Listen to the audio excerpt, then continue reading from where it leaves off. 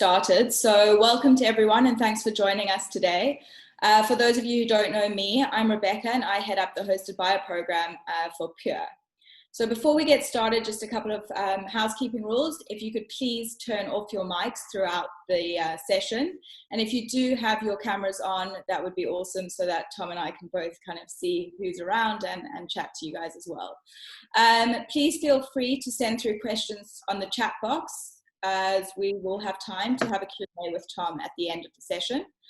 And today I am very pleased to welcome Tom Hutton from Cookson Adventures. The session today will be about getting the latest insights on the UK market, which I'm sure is a key market for most of you here with us today. Cookson Adventures is a familiar name in the industry. They've been to numerous Pures and have a large focus on combining luxury and adventure travel. Tom, if you would like to just give you a brief introduction to yourself, as there may be some guys on here today who have not yet had the opportunity to meet you. Absolutely. Hi everyone. For those of you that haven't met me before, it's lovely to see you all. My name's Tom Hutton. I'm Operations Director at Cookson Adventures. I've been doing this for nearly 6 years. And as I say, privileged to have been to quite a few Pures now. Cookson Adventures we focus on take a very highly tailored approach to private travel, operating sort of high value trips all over the world. So not just the UK market, we have clients from all over, but since February really this year, we have learned some pretty hard lessons about operating and dealing with clients throughout the COVID crisis, and hopefully might be able to share a few things useful for all of you guys. Thanks, Tom, and it really is great to have you with us. So today, Tom will be sharing his insights and those of Cookson Adventures with us. Unfortunately, nobody has a crystal ball with what's going on in the world right now, but we do think it is important to hear insights from those on the ground, such as Tom. So Tom, to start off, I think, in the last few months, it is safe to say that for all of us, especially all of us on this call, our lives have changed quite dramatically. And I think it would be good to hear from you what the current mindset is in the UK and how things have changed from a pre-COVID world. Yeah, absolutely. I mean, I think it's certainly safe to say that people still want all the amazing travel products that you guys all provide, and there's no doubt about that. But what I think has changed, and certainly what we've seen, is that the environment and the conditions in which clients are willing to come forward to undertake those travel opportunities has changed, without doubt, both in terms of the way that they're buying it, but also the way that they expect it to be operated as well. Okay, I think a lot of the questions that we received prior to this this webinar, a lot of people were asking and inquiring, which regions you think would open up first, where people will want to travel to first, and where they'll feel safe to do so. Do you have some insights on that to share? Sure. It is very much client dependent. So that we all know that some clients have a far more sort of reckless approach to their lives and their travel, but as a generalization when we've operated 3 trips now since COVID began, 3 quite significant trips. And I think people are looking at this summer looking at people at domestic travel, just through the uncertainty both of where people can go from a regulatory standpoint and the confidence in booking, but also, a health and safety perspective. People understand what they can read in the news in the UK, particularly domestically. And then hopefully as we move into the winter, people will be looking to go further afield as, the FCO guidelines, that's the Foreign and Commonwealth Office guidelines, are clarified. These air corridors are being established. And people will get itchy feet and want to go further afield. And I think people will be able to do so. And certainly internationally, people will be making those sort of safe havens, and it'll become a clearer picture of how this is all going to pan out. And in terms of kind of the type of trips, are you seeing more of a demand for the multi-gen trips, family trips, reunions? What kind of trends are you seeing there? Yeah, exactly that. I think people are considering their travel more. It's not traveling for the sake of it. We've had a lot of interest from our clients, potentially also to travel less, but to do so with slightly higher value, and to travel with purpose, I think, is the main thing. And as you say, you mentioned those multi-generational family trips, getting away, having those family reunions for family groups and friendship groups that have been separated, and being able to tie into that, things of meaning, such as cultural elements, educational elements into their trips as well. We've had a lot of people coming forward saying, how can I make this worthwhile going to this destination, as well as obviously the underpinning of it being safe to do so. And people are also planning, further ahead, which I think is, as people realise that perhaps they can't do those big signature trips in 2020. They're looking forward to 21. We even booked a trip for 2023, which is fantastic. And I think that we should all be looking to encourage those, that sort of helping people to book now. And we can talk a little bit more later on about how that fits in with the way that I think clients are evolving in terms of the way they expect travel to be packaged and contracted.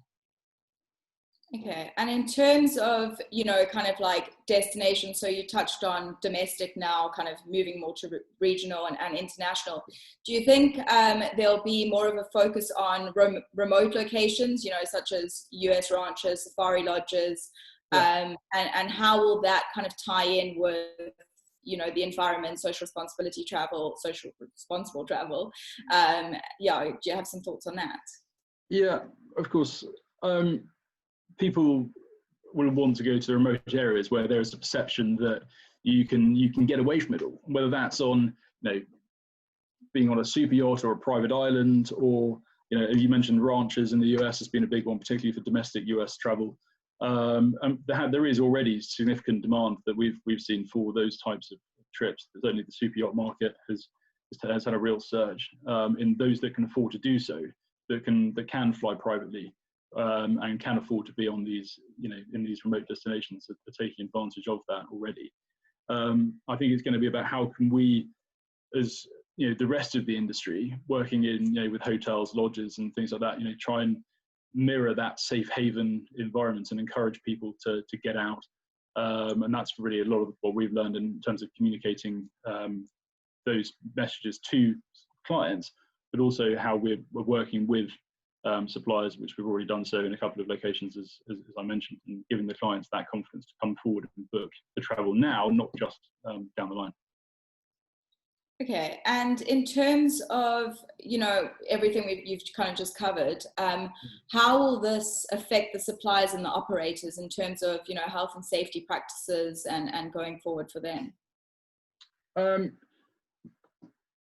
That's obviously the main element to it. People want that confidence to be able to go to a location, and it's not just we've been working with a doctor that we've travelled with quite a lot in the past. He's provided us with sort of generic, worked with us to develop generic sort of COVID guidelines for all of our travel destinations, and whether that's sanitization, of course, social distancing, wearing of face coverings, and how environments are deep cleaned in between uses and all that sort of stuff. So we can give the client the confidence to say, this is what has been done. But we all know that every environment is different, particularly we work in a slightly more expeditionary fashion quite often. If you're in a tented camp or in a remote woodland or on a yacht somewhere, every environment's different, and then the parameters are going to change as well. And I think it's really important that as an industry, we particularly at the lower, at all levels of the supply chain, people are prepared to consider those sort of what previously are considered sort of tick box, sort of fairly mundane issues of health and safety. It's the risk assessments, it's those insurance elements that we want to do with that now is front and center in the client's mind. They want to know exactly what is being done, exactly what is in place to mitigate the risks of, from a COVID perspective, in the environment they're going to. And so, as a buyer, we would expect to see risk assessments done, and we can obviously help you as suppliers and operators to do that by bringing in our own expertise, or but at the end of the day, the people on the ground are the ones that know what the situation is and how those mitigations can be put in place. And it is that completely open communication all the way through that we can actually then pass that information to the client at the end state to give them that confidence that we need. There is the underlying point of in terms of risk management from the client's perspective, so just reverting back to saying about where clients are prepared to go to travel, I think the most significant thing that has changed is insurance. The travel insurance is changing. Now, insurers are inherently, professional risk assessors, and if a client's travel insurer is not prepared to underwrite their holiday, whether it's due to COVID or any other reason, I think we should be having, we need to have a look and see, actually, is it appropriate to be selling that product at this time? And the dust is very much still settling in the insurance industry. I know there's been 3 underwriters that I know about that have no longer in existence due to COVID. And the insurance industry is taking a much more conservative approach to what they're prepared to cover, and therefore the burden and responsibility for those clients and their well-being then falls back onto the operator or the agent or whoever's selling the trip. And that burden and that responsibility for the client needs to be shared, I think, at all levels of the supply chain. But the insurers are going to be the main people, I think, that dictate where clients can go at any one time. And a lot of that is based on Foreign Office guidance, particularly for UK customers. They will look to their insurers will look to the Foreign Office, and until quite recently, a couple of months back, it had been a completely blanket ban on all travel, which obviously affected the package travel regulations and the fact that operators were required to provide those 100% refunds if the client wanted to cancel, which has been quite devastating for our industry. I'm sure a lot of you will agree. But the insurers will be, I think, the first thing that the clients will look for when they're completing their bookings. Yeah, so kind of even more important, I think their first questions will more be about the insurance and what they can get back, rather than looking at the protocols that are being taken for a kind of safer environment in a COVID state. Yeah, it all goes hand in hand. I mean, at the end of the day, when they travel, they will expect to see those procedures and things in place. And in order to get them to book in the first place, I think we have found so far that we need to be able to communicate exactly what those are. But that's very much part of the booking process, getting them to the point of payment. It's certainly in our terms and conditions. I imagine it is for a lot of people here that a client must have fully comprehensive insurance in place in order to successfully book with us and be able to provide proof of that. And if that's just not going to be possible, because the underwriters aren't prepared to cover travel to a slightly more high-risk destination, or a country, for example, that hasn't necessarily provided, or coped with COVID quite so well, or where there is still a high incidence of it, they might not be able to provide things such as medical evacuation, where it is still a high COVID risk. And that I think is going to be on a case-by-case basis. And as you said earlier, and sadly, there's no crystal ball that we can look into and decide, this is going to be the next place to open fully, or that. It's going to be on a case-by-case. We as travel operators can do a huge amount to give clients the confidence that as soon as they are able to travel, they can do so. But a lot of that is going to come down to encourage them to book now.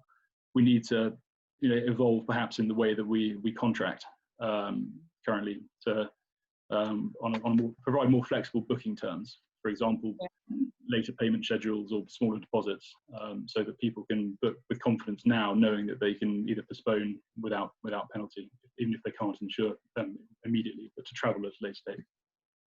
Yeah. And on this, Tom, for the meantime, have you found that, the stakeholders or suppliers are being more flexible? We've been burned quite badly once earlier this year. I think we sadly found that even where a supplier hadn't paid on, a DMC hadn't paid on to their sort of suppliers further down the chain, and we knew that because we had a personal relationship with one of them. They were still not prepared to offer any sort of refund. But I don't know how many of you are aware of the package travel regulations, but it's a European, not just for UK operators, but it's a European-wide mandate that governs how we can build our contracting, what our clients' entitlements are in the event of a refund or cancellation. And There is, if there's a unfortunate paragraph or line in that says if basically the cancellation or postponement is mandated by government, as it was in this case through the Foreign Office guidelines for UK clients, they were entitled to 100% refunds, and we had to pass that back to the clients, and were able to recover nothing from our supplier, which was tough. It obviously affects wider things in the business, but we have had on the other side some incredible goodwill from other suppliers who recognise that we are, at the end of the day, at all levels of the supply chain, we're all in this together. If we want there to be a travel industry to come back to and start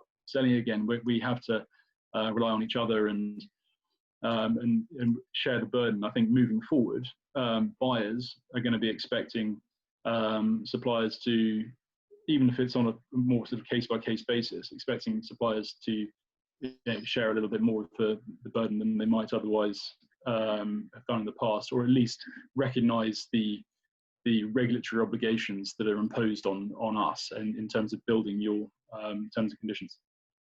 Yeah, I think I mean it's horrible that so many people are unfortunately being burned, and places are having to close down and all of that, and everybody does really have to stick together and help each other out during as much as you can during such tough times. And I think there's also ties in nicely what you've just said to Joshua's question that's just come up, which says, do you think that operators and agents will only sell to clients with confirmed insurance in the future? Interesting question. Possibly. I think there reaches a point of travel that certainly we see clients where trips get worth a huge amount of money, where it's not possible to insure. So we make our clients, or we oblige our clients to sign a declaration of self-insurance, in the sense that if there is, from a booking perspective, I think perhaps that is a model that we might see more of.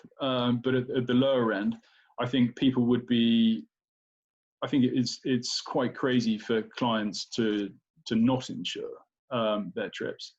And if a client is unwilling to insure themselves, then I think we have to ask the question, why? But regardless of what we found here is that even where clients had comprehensive travel insurance, the underwriters turned around and said, "I'm really sorry, we know travel law. It's on your operator, not us. Go and speak to your operator about it." And so, in quite a few circumstances, even though a client was fully insured, the insurer got away scot-free, and the client turned around and said, "Well, I read my conditions." Exactly as just come through there from Honor. Insurers are not paying, we all know that insurers will wheedle out of paying whenever they can, and this was one of those cases where they did. I think the insurance model will have to change and evolve, and I think travel insurance, I would like to see, and I would hope that whether it's through travel organisations, whether it's ABTA, lobbying bodies, or even clients themselves, will insist on having the public have seen how the travel industry has been burned. It's been all over the press that people are not getting refunds for their holidays, for flights, or even for packages. I think the insurance world is going to have to evolve as well, and they are going to have to accept, whether it's through higher premiums, that they now have to cover these things, because clients will be unwilling to travel, especially if it's a significant amount of money, unless their insurance is fully comprehensive in the sense that it covers things like pandemic, regardless of cause or government mandate. And so the answer is the first question. I don't think we will be able to only sell to clients with confirmed travel insurance. But I also think everyone will have confirmed travel insurance. And I think if we start taking on, as operators, particularly in some of the more remote places of the world, we operate trips in the Antarctic and jungles and deserts, or even city breaks. Wherever you are in the world, a medical evacuation is phenomenally expensive in certain circumstances, involving private jets and those sort of bits and pieces. And that liability, in terms of arranging those things, if a client isn't, it creates a moral question then, is like, how do we then suck up the cost to evacuate the client if they're not able to do so themselves? And I think we would not accept a client that doesn't have travel insurance unless they're prepared to self-insure. Yeah. Wow. I went round a bit on that one, but No. I think it was good. I think it was quite informative, and I think there's no one solution at the moment, so it makes sense to be going round and round and thinking of various things at the same time. I think we've covered obviously the key aspects as to when people will feel safer to travel, and you've mentioned obviously the insurance and the health and safety of the lodges. Do you think that countries that have handled the COVID situation well will kind of also play a part in this, in terms of where people will feel safer to travel to? Yeah, I think people will publicly. There are countries like, for example, hopefully off to French Polynesia in a week or two, and they have handled it incredibly well. They closed their borders. I was over that way in early February, and we were literally at one of the last planes in, and they literally just closed their borders, and there was and they managed it very, very effectively. I mean, there are also. And they've created sort of very strict quarantine procedures and safe havens, if you can call Bora Bora a safe haven. Nice place to do quarantine. But there are other countries that also notionally handled it very well, such as New Zealand, that have had subsequent spikes as well. So I think it's going to be in whatever's in the public eye. I think the general public still have, as I sort of said at the start, I think people still want that amazing travel product that they've always wanted. And I think these considerations will be secondary to that. If people have in their mind that they want to go to Kenya or want to go to Namibia or Bora Bora, wherever it is, those sort of considerations, they'll still have that dream. And their first question will be, when can we go there safely? And then when they start looking into that, it'll become very apparent which countries people can find the R rate, the infection rate for different countries very, very easily on the internet.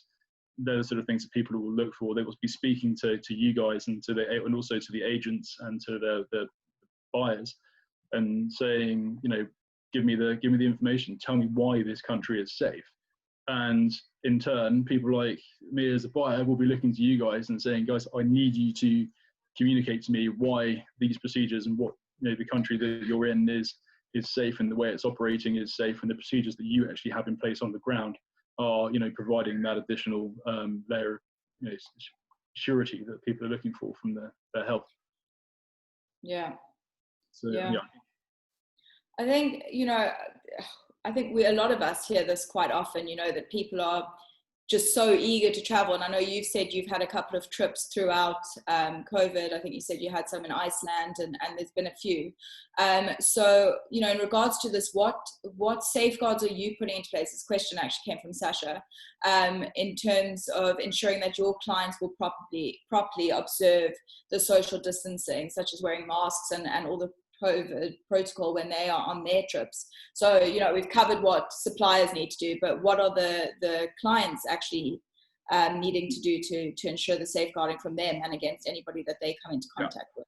I mean, the trips that I can sort of using the sort of showcasing, or using the trip that we did as an example, because the clients they were coming from the US and London and also the south of France.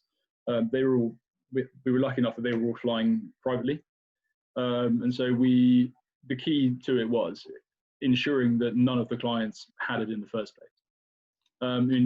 Iceland was an example of a country that handled it very, very well, but everyone is tested on entry. So first of all, we contracted the clients as part of their booking conditions. That ultimately, if you get refused entry to the country because you've not followed our guidelines, there's no refund. And they went, okay, fair enough. So every single member of the party had to provide a negative COVID test within 5 days of arrival.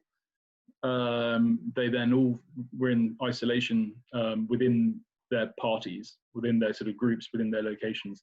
Then they flew privately together to Iceland and then were tested by the Icelandic authorities on arrival, and you are held in the airport until it's a negative test return, and then released into Iceland.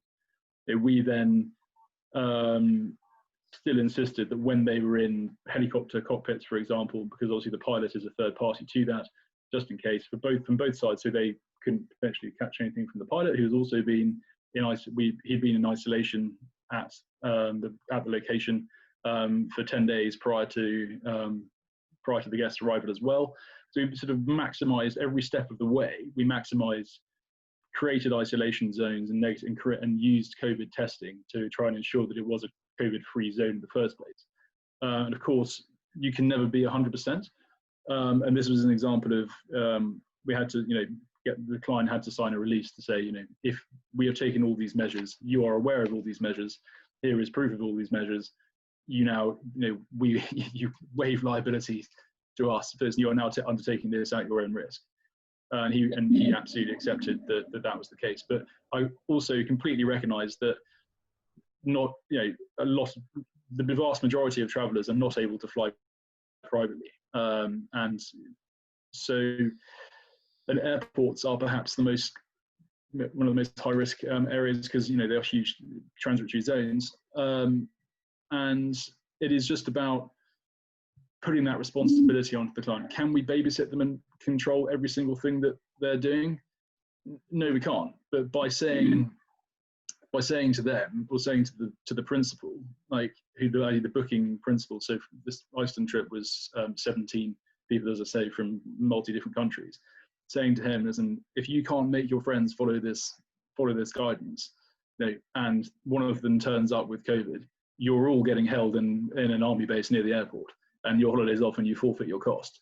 And so putting it back onto the client and saying, so then it's up to him to, and he knows his friend has a relationship with his friends far better than obviously we do, and he was able then to fairly strongly convince all his friends that if they wanted to stay friends, they had to play by the rules and push the responsibility back onto the client.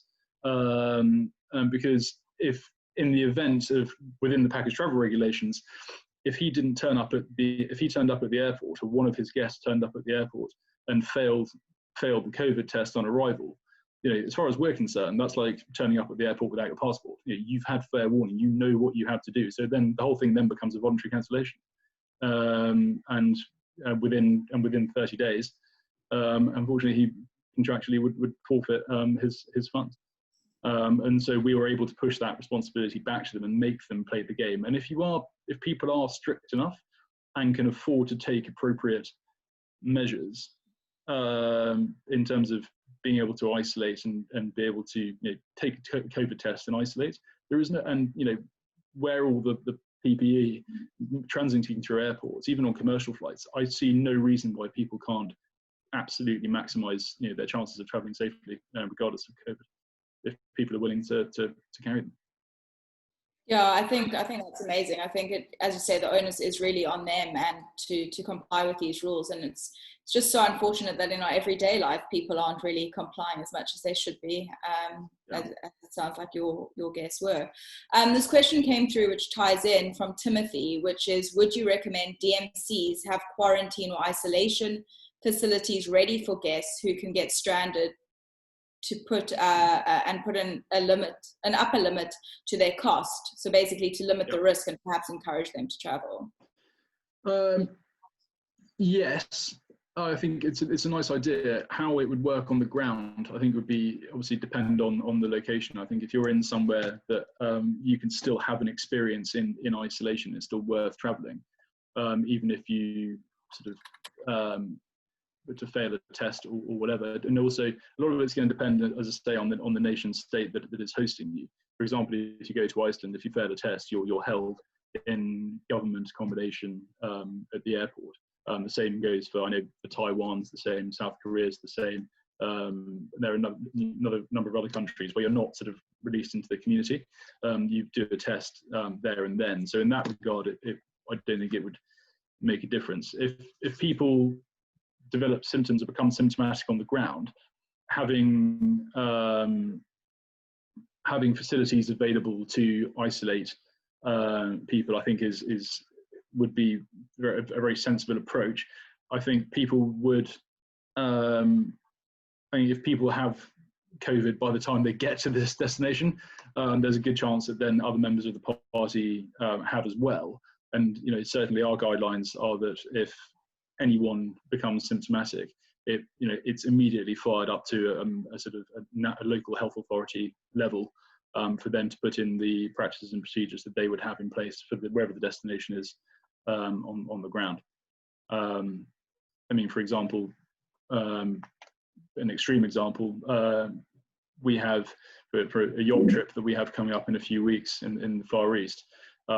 In the event of COVID kicking in, then the penalty clause, if people don't follow the guidelines, penalty clause is that the boat then has to be put into isolation by the registration authority of the vessel, and then everyone has to stay on the vessel until it's COVID free, and then the charterer has to pay the charter fee at the weekly rate, which is exorbitant, as you can imagine. So again, incentive for people to follow the guidelines. And I think because it's not always going to work, the government, the regulatory authorities may not always let you isolate if even someone becomes symptomatic. Was that what it was about, or was it about people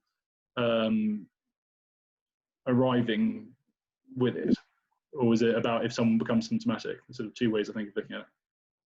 I think both ways of looking at it is kind of beneficial, but I mean, from what I understood from Tim's question is how you answered it. I think it's when people arriving, not necessarily being symptomatic.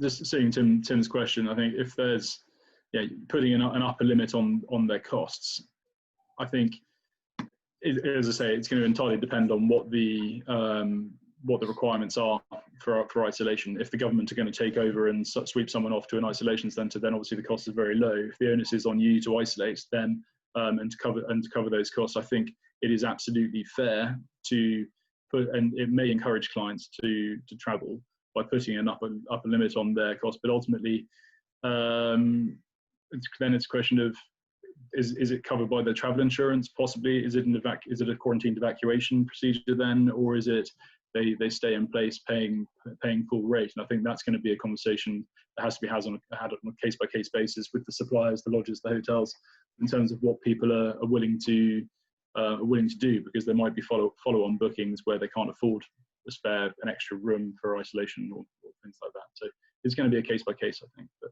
again, trying to maximise the possibility of the clients not contaminating any environment by making sure they are COVID free from the get go. And if there is if it's been brought in from somewhere else, say from a supplier or a guide bringing it in, then I think those procedures then have to, then it becomes very, very tricky, and the liability is going to fall on the supplier to cover that. Yeah.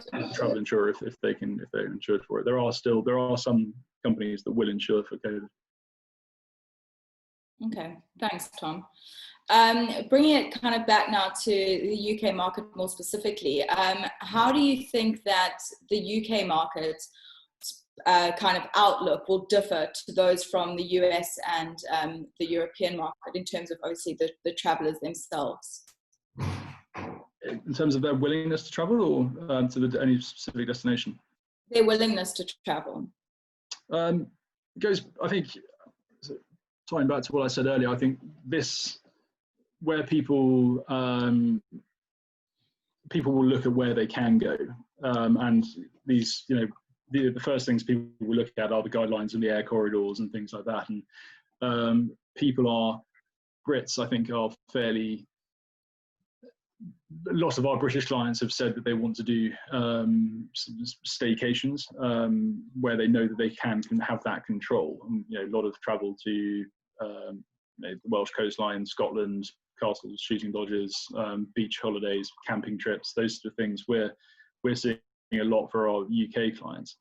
I think there is, as I already mentioned, they are all booking for. And even this winter, and certainly into 2021. As far as the US clients go, we've just booked a US client to travel domestically in the US. I think she is very much of the opinion that she doesn't want to leave. And of course, I can't speak for all people in the US or Europe or any country, but certainly I think Americans have a slightly more isolationist approach to where they are at the moment. And there's just so much uncertainty that people are going with what they know. And if people can read, a state saying we've taken these guidelines and I can go there and it's safe domestically without having to transit through airports, which is a big concern for a lot of people. We've had 2 honeymoon requests for people that said that they wanted the best honeymoon in the world but didn't want to fly anywhere, which is going to be interesting. But there is a huge amount you can do domestically. But it's going to be a case-by-case basis. Again, we've got a Taiwanese client who is absolutely chomping at the bit to get away, but his biggest struggle isn't flying, and he's because they dealt with COVID very well. They've been living in a bubble that's not been affected by it, and I think that's from what I've seen, how a country has dealt with it internally is basically if people feel safe at home, they might feel then confident to travel overseas. And Americans, obviously America's got a major COVID issue at the moment.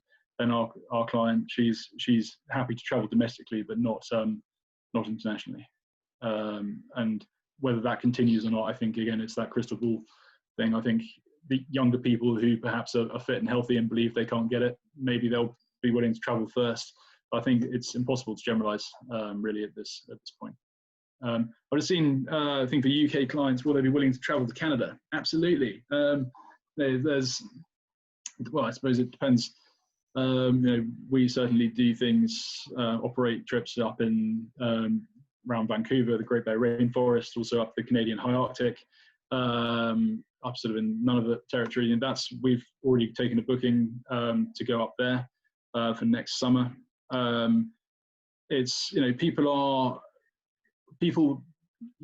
I don't want to make sort of country by country generalizations because we don't know how things are going to look in 2 or 3 months, even a year, 6 months, a year, 2 years time, or whether there's going to be a successful vaccine or whatever, however it's going to pan out. But certainly there are countries which are perceived currently, whether it's in the press or the conversations that we've been having with clients, that are seen as safer. And Canada, to answer your specific question, is one of those that is deemed to be safer because it's perceived to have, it does have lower population density and a sort of responsible sense of governance, and certainly hasn't been pilloried in the press as handling it badly, unlike some other countries.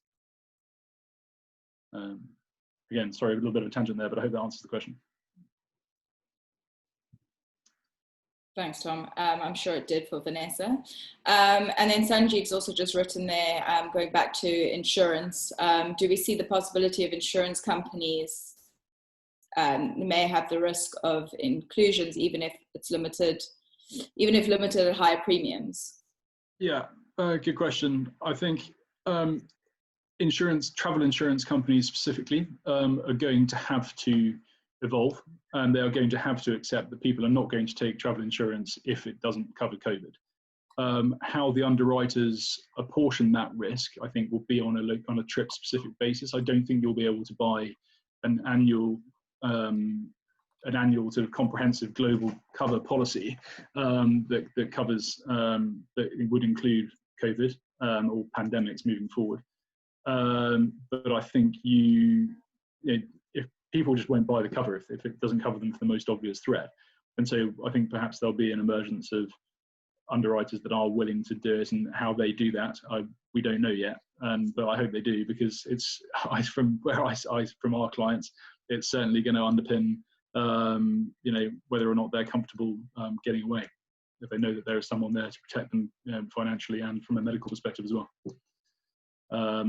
Without doubt, in order to reflect that, premiums will certainly in the short term I would imagine would have to go up. But then if there is an emergence of, for example, a vaccine, then the problem is negated, and so premiums would be able to come down again. Okay. Tom, then in regards to clients that have already got trips booked with you currently, and you know, the trips could potentially still go ahead. How are you handling the clients that are fearful of travel, even if these trips are still planning on going ahead? Carefully.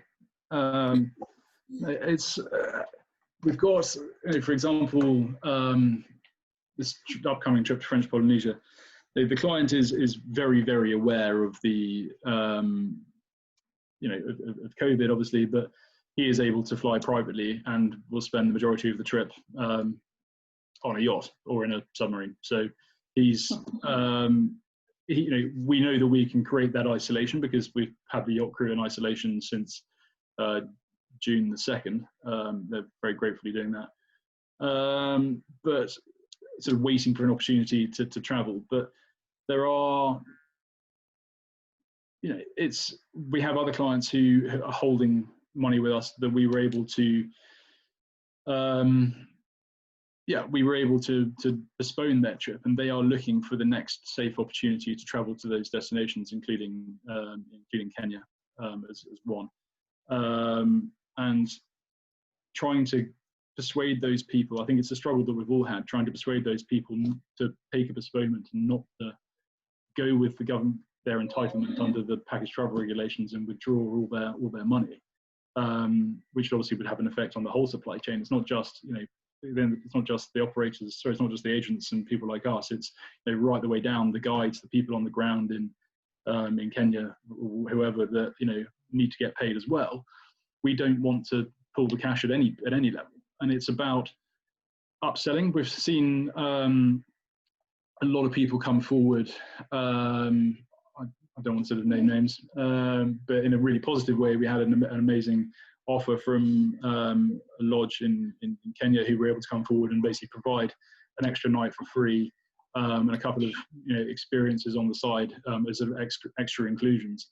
But we were able to go to the client and say, listen, please, if you hold on here actually, and you do bear with us, and you try to decide postpone for 12, 18 months, we'll give you all these extra things for free. And we were then able to also take a haircut on our profit as well, and also pay for some additional extra inclusions to try and persuade them to travel. Because at the end of the day, we all have to look after our cash flows, and that's the thing that's going to decide whether or not how we come out of this. And we need the clients to stay in the game.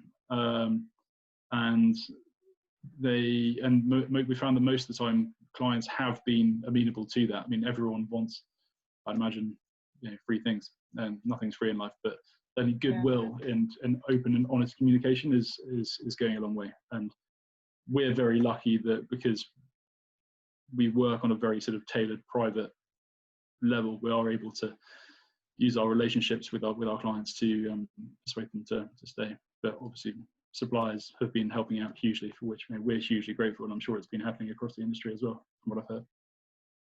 Yeah. Tom, so kind of like on the flip side of this question that we've just gone through, with people being a bit more fearful of travel, and I know we have touched on your clients that are traveling currently and the safeguards that they'll be taking, but what about people who are just the complete opposite and aren't scared of traveling at all? They don't really care about the pandemic, and they just want to go wherever they can and as soon as they can. Would there be any sort of from you, kind of any sort of discouragement on this in terms of rather hold off or a voice of reason? I mean, of course. I mean, we have to be responsible, and if people are, I think there's a difference between eagerness and recklessness. I think everyone is eager to travel, but it needs to be done in a safe environment, and the onus is on us to make sure that we are responsible travel operators, and we're not doing anything that's going to either endanger either our clients or our teams, the guides, the suppliers, the DMCs, drivers, pilots, whoever it may be that we're working with on the ground, by bringing in people who are perhaps sort of foolhardy with things like would not wear face coverings even though they're told to. And it's, of course, it is on us to, within our waivers that we make our clients sign, we have a prescribed set of sort of guidelines for the clients, and we say that by signing this, you agree at all times and upon instruction to wear face coverings or to use hand sanitizer if instructed, all those sort of bits and pieces. And then it's up to the guides and the host, if there is one, from us or from our sort of delegated party on the ground, whether it's a DMC or whoever, to educate the clients and say, guys, now put your face masks on, please. And if someone doesn't, then someone has a quiet word with the principal or whoever. And I think we would communicate those requirements from a very early stage. And I think if it's done in the way that it's for your own good and the safety of those around you, I think I certainly haven't come across anyone yet that's willing to would knowingly endanger other people for the sake of not following the guidelines. And I would hope that if we were put in that situation, that we would take the moral high ground and remove that person from the ground. Yeah, I think that's a great answer. We have a duty of care to our people we work with as much as we do to our clients. And I think we have to. I think in these times, everybody does have to have the same responsibility to this, and kind of just ensuring the safety of others and not being selfish in the situation. Yep. Which it's kind of key. So we've only got a couple minutes left. So Tom, I've got one question which we'll end off with, but before we go to that, I was just wondering if there is any other topics you want to just briefly discuss or give us any words of wisdom from your side. I don't know about words of wisdom. I think I can claim anything like that. But there's, in terms of the way I think we need to evolve as an industry, I think we have, certainly from where I've seen it in terms of contracting with our suppliers, the travel designers or the person who's selling the travel in companies isn't necessarily aware of all the ins and outs and the nuances and of the full terms of their contracts and whatnot. And as a result, there's I think a degree of apathy towards the operational side of what we do. It's sort of people sign their terms and conditions. It's like, yeah, thank you very much. Okay, we're off traveling now. But it's going to be like, what does this actually mean? And in order to communicate that effectively and to work with suppliers or the guides who need to work with suppliers who work with DMCs, who work with operators who might work with agents or whatever. You've got so many layers in this trip. We need to, I think, bolster that operational capability so that a generic set of terms and conditions that we might have for a client might work in one location, but actually doesn't apply to a location that is in different ways or has different COVID risk, just touching on the COVID side of this, or where there is a different set of cancellation risks. And as I mentioned earlier, I think the onus is on us as an industry to share that risk, and for suppliers to take a look at their booking terms and conditions, whether they're a lodge or a hotel, and to say, okay, well, how does this leave, by understanding the package travel regulations, and that in the event of a cancellation mandated by, the Foreign Office guidance, suddenly the guy who sold this trip for me or sold this booking for me is now on the hook for this entire thing. Is that fair? Perhaps we maybe need to amend those booking conditions. And I just think down the line, we're going to have to share that burden. And I think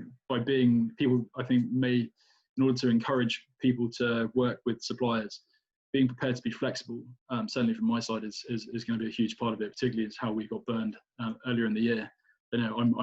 We're just not in a position to be able to do that again, just because of the value of the trips. But I'm sure other people are finding it as well, whether it's value or volume. If people are cancelling and then people are having to foot the whole bill, it's going to be crazy, because we used to be able to insure for exactly that sort of circumstance. We had a thing called catastrophe plus insurance that we sort of developed with some underwriters, but the underwriter in question actually went bust and pulled their cover towards sort of end of the first week of April. So as a result, that just doesn't exist anymore. So we can't own those risks like we used to be able to, and so we're going to have to share it. Otherwise, it's going to put us in an unreasonable situation. But I think there is, the most important thing is that people still want the amazing things that you guys have, and if we work together, we can help people get there as soon as it's safe to do so. There is no crystal ball, but as soon as the regulations allow, I'm sure we'll all want to make it happen together. Yeah, I think that's perfectly said. I think that's exactly what everybody does need to do, share the risks and work together throughout this to come out stronger on top at the end. So just tying in exactly with what you said, although that would have been a perfect place to end off, just in terms of, the people on this call, I think the vast majority of them, the UK is probably their main market. Is there kind of one piece or the biggest piece of advice you would be able to give to them? For UK, specifically for the UK? Well, in terms of, so I think it's probably a question coming from suppliers having the UK as their biggest market to their properties. Oh, single piece of advice. I'd say just honestly, keep doing what you're doing. People that thought something was amazing before they went into lockdown, they still think it's amazing. They just, as I said, they're worried about the environment and the conditions in which they book.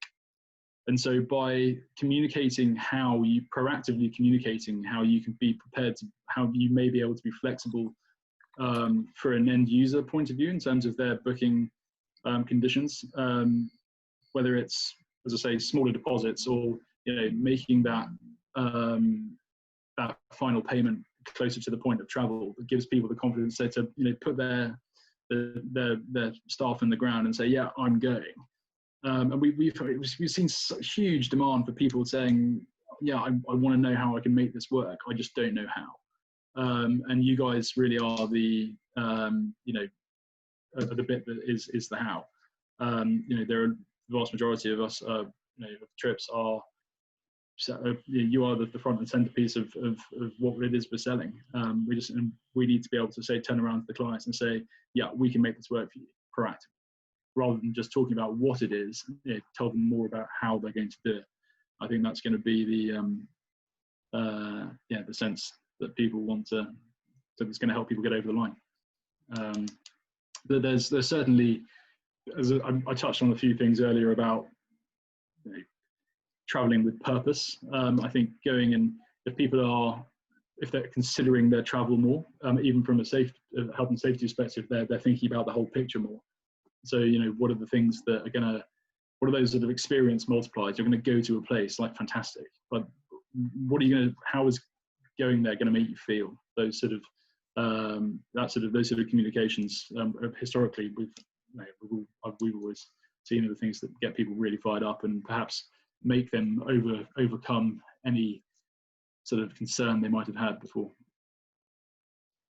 Great, thanks Tom. Thanks so much for being with us today and sharing some of your insights and your stories. I'm sure everybody found them very beneficial. I mean, I know I certainly did. So everyone that's on this call, the recording and the takeouts will be shared in the coming weeks. So watch your inbox for those. And we will also be sending around, the emails for the upcoming sessions. And we've got a very exciting one next Wednesday at 3 o'clock London time, which will have another familiar face in the industry, George Morgan Grenville from Red Savannah, on his campaign to the UK government to squash the quarantine. This will be a great talk with him and how we can learn about standing up for our industry. So again, that's next Wednesday at 3 London time. So we hope to see you all then. And thanks to everyone for being with us today. And that's it from us. And thanks again, Tom. No worries at all. Thank you very much, everyone. It's always a pleasure to speak to all of you guys. And I'm sorry we're not going to be able to do it in Marrakesh this year, but hit me up if you have any further questions.